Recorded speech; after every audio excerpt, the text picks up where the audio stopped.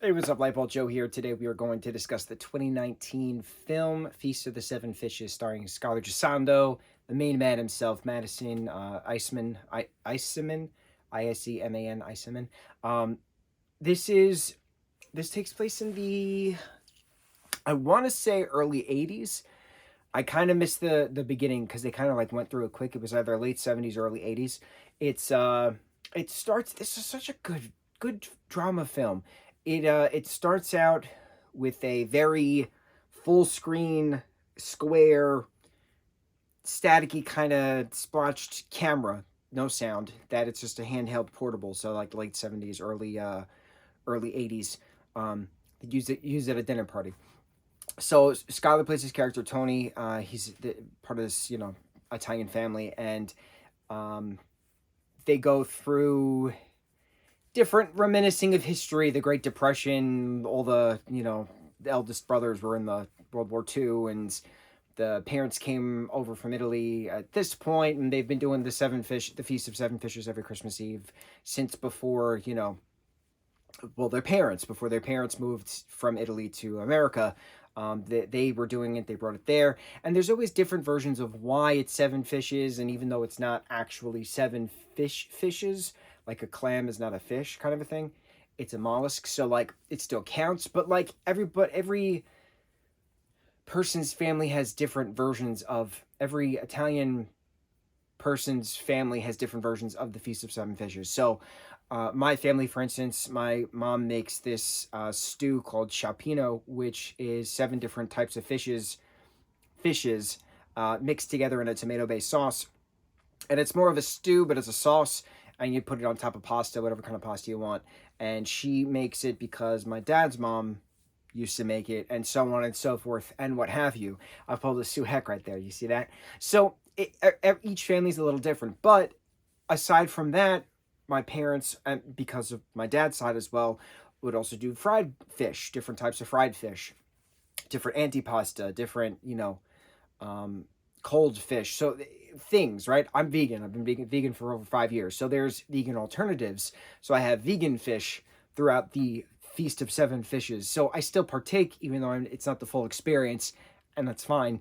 But that's my personal family history of that. And to have this kid's family be very loud and just talking and fighting about who's cooking what when, and that's my house. It's how we all talk to each other. It was very nostalgic and in a reminiscing of ah all of us together cooking kind of a thing.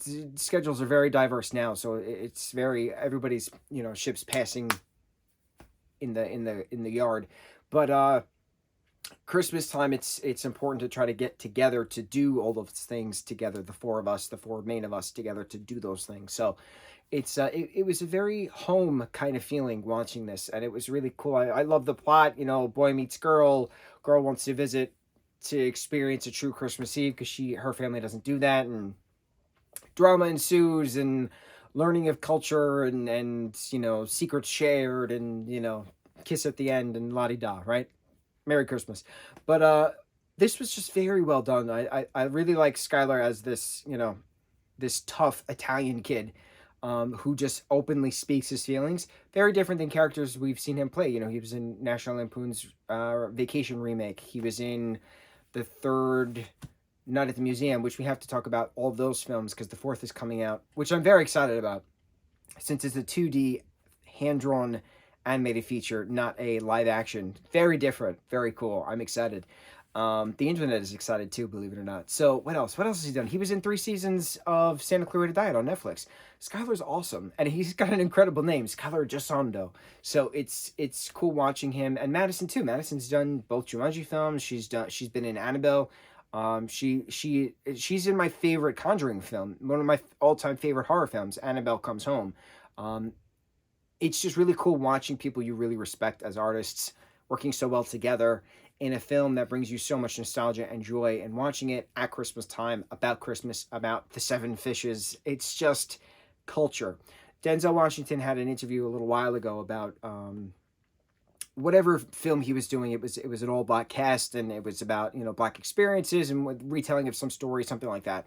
And I don't remember what film it was, but the interview was like, well, why is it that you could direct something like this, but Steven Spielberg can't direct something like this? And he was going on about, it's not a matter of color, it's a matter of culture, and how, what is his quote? Something like, you're never gonna, because the interviewer was a white woman, and he was like, you're never gonna understand what it's, be to be held down on a Sunday morning by your mom, with a hot comb going through your hair. You're never gonna know what that smell is like, and things like that. He's like, that's culture. That's not color. That's culture. So it was very interesting hearing that, because you never really think about stuff like that. And he articulated it so eloquently that it was really nice to hear it. It was nice to hear it because you see it. And then watching this film, it's about culture. So it's neat because I know that culture, because that is what my upbringing was, and it's cool seeing it portrayed accurately. Yeah, the plate of fennel, just the anise just randomly on the table, like culture. It was cool. It was really cool. I really loved this film, and it was a good home feeling, good, nice, warm, kind of comfort film. Great. On to the next review. Mucho mahalo.